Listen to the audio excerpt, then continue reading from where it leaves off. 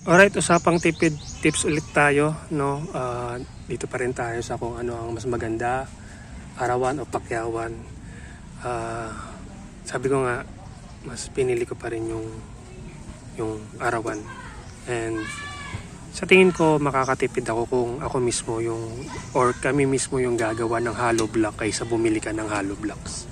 Okay? Alam naman natin pag bibili ka ng hollow blocks, ang mga businessman nakafocus sila doon sa yung kita nila, no? Yun talaga yung pinaka primary ng goal nila, kasi ang pangat naman pag magbi-business ka tas hindi ka kumikita. The more na kumikita ka ng malaki, mas maganda. Pero kapag magpapagawa ka ng bahay, hindi na yung kita yung habol mo kasi dito eh. 'Di ba? Ang habol mo dito yung quality ng trabaho. Makakamura ka din, and which is makakamura ka talaga kapag gawa ka ng hollow blocks na lang kaysa bumili ka. Kasi dito sa amin 20 pesos yung isang hollow blocks.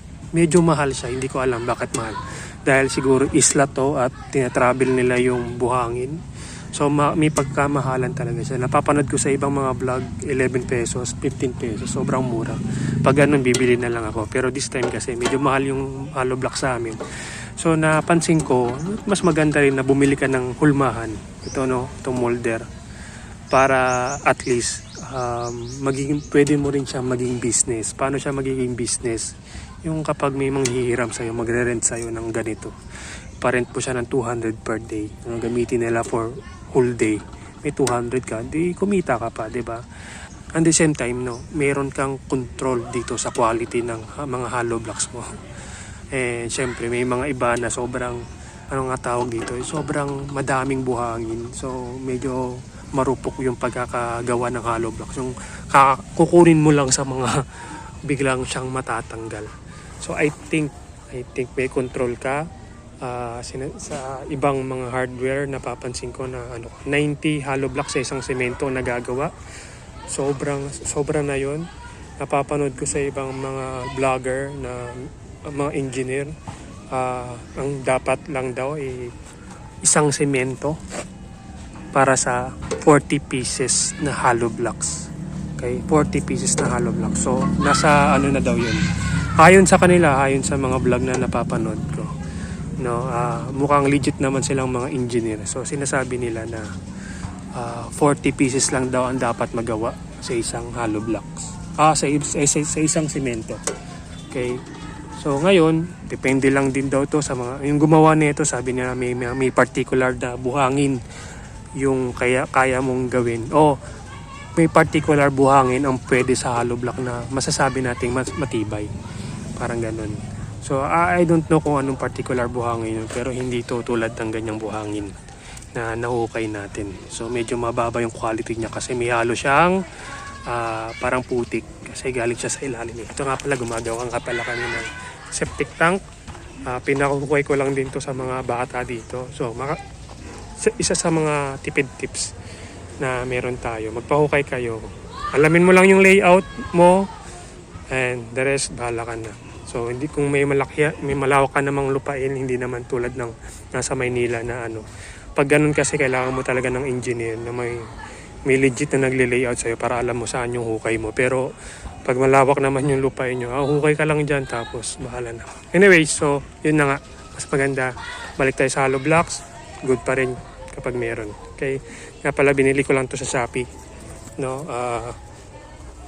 Ang pinaka pala concern dito is, napapansin ko pinaka-concern dito, bago kasi to gawin, merong sariling hulmahan ang gumawa nito. Yung hulmahan niya sobrang tagal na, no, 13 years na yung hulmahan niya ng hollow blocks. Kaya late na to dumating. 10 days siguro to dumating simula nung in-order ko to sa Shopee. Sobrang tagal niya kasi sobrang malayo tong lugar namin. So 10 days. So tulad na sinabi ko, may sariling hulmahan yung gumawa nito. Gumagawa siya ng 13 years. So alam na alam niya yung paggawa ng hollow block. Kaso napansin ko pinagkaiba dito doon sa hulmahan niya tsaka dito sa nabili ko sa Shopee is masyadong malaki yung butas niya, no? Masyadong malaki, tas manipis yun dito. Advantage yun kapag magpapagawa ka ng hollow block, kasi marami kang mapoproduce na hollow blocks, baka more than 40 pa yung maproduce mo pag ito yung gagamitin mo. Ngayon, ang disadvantage naman is mas maraming semento kakakailangin mo kasi malaki yung butas. So doon ka mapapamahal. Plus ito, may napansin din ako dito sa way ng paggawa nila. Medyo maliit lang yung ano, nakikita mo yung singaw niyan sa ilalim. Medyo maliit lang yung ilalim niya. Ayan, yung sa ilalim. Kaya tuloy kapag ginagawa siya, meron siyang excess. Ayan. Hindi siya yan, oh, may mga ganito siyang, hindi siya pantay dito. So may mga excess sa gilid. Unlike dito sa gawa niya, doon sa hulmahan niya, medyo straight, no? Tapos makapal yung dito niya, makapal. Tas maliit lang dito. So dito naman sa akin, yan, oh, ang laki, tas manipis. Ayan. So may mga disadvantage at advantages. Una, mas siyempre mas marami kang malalagay na semento dito, which is I think no, hindi naman ako engineer kasi. So I think magiging mas matibay yung ano mo, yung pader mo kasi semento yung malalagay mo dito.